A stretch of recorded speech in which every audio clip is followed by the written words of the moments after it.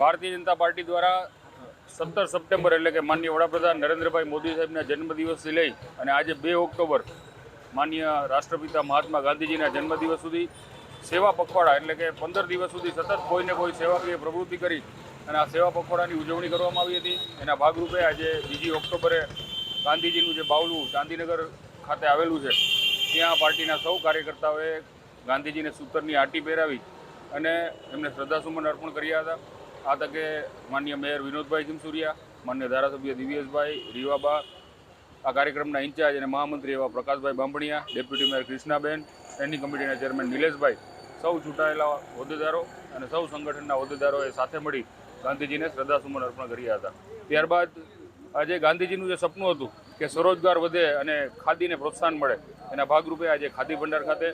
સૌ કાર્યકર્તાઓએ સામૂહિક રીતે ખાદીની ખરીદી કરી અને ખાદી ઉદ્યોગ સાથે સંકળાયેલા લોકોને રોજગાર મળે એ માટે પ્રોત્સાહન આપ્યું હતું।